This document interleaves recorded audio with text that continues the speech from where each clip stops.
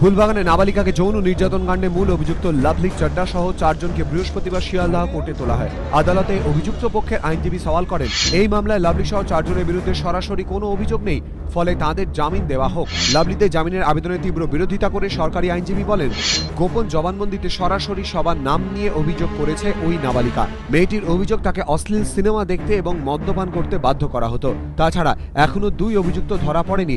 তথ্য প্রমাণ সংগ্রহের জন্য বহু জায়গায় তল্লাশি চালানো দরকার। এই পরিস্থিতিতে তদন্তের স্বার্থে অভিযুক্তদের পুলিশি হেফাজতে দেওয়া হোক। দুপক্ষের বক্তব্য শোনার পর ধৃত 4 জনকে 31 জুলাই পর্যন্ত পুলিশি হেফাজতে পাঠানোর নির্দেশ দেয় আদালত। এই কেসে 4 জনকে কোর্টে প্রডিউস করা হলো। লন্ডনের ডিসিজিএম 4 জনকে কথা শুনলো, আমাদের সাবমিশন শুনলো, পিপি সাইড অপোজ করলো, ওদের শুনলো, শুনে বিচার করে 4 জনকে পিসিতে পাঠিয়ে দিয়েছে 31/7। আমরা বেল প্রেয়ার করেছি যে সব্যসাচী আর ওনার সঙ্গে একটা অ্যাডভোকেট আমাদের আর ধরা পড়েছিল, তো ওনাদের যেটা আমরা লেটার অফ কমপ্লেন এসব দেখেছি, মধ্যে মনে হচ্ছে কি এরাকে ফলসলি ইমপ্লিকেট করা হয়েছে। সরকারি পক্ষ থেকে বলা হয়েছে কি এদের অ্যাগেনস্টে সাফিসিয়েন্ট মেটেরিয়ালস আছে, সেই জন্য এদেরকে বেল টু অবজেকশন দেওয়া হবে, সেই জন্য এদেরকে পিসি চাইছে। বুধবার আইনজীবী লাভলি চাড্ডা এবং তাঁর সঙ্গে সুব্রত মিশ্রকে গ্রেফতার করে ফুলবাগান থানার পুলিশ। গ্রেফতার করা হয়েছে আইনজীবী সব্যসাচী রায়চৌধুরী এবং নাবালিকার মা সঙ্গীতা সরকারকেও। কিন্তু এখনও অধরা মিলন নামের ওই ব্যক্তি। নাবালিকা দাবি, যিনি নিজেকে পুলিশ বলে পরিচয় দিতেন।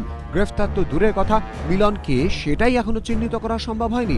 পুলিশ সূত্রে খবর, কয়েকজন পুলিশ কর্তাকে চিহ্নিত করা হয়েছে যাদের নাম মিলন, কিন্তু সংশ্লিষ্ট মহলে প্রশ্ন, এখনো কেন তাদের ছবি ওই নাবালিকাকে দেখানো হলো না?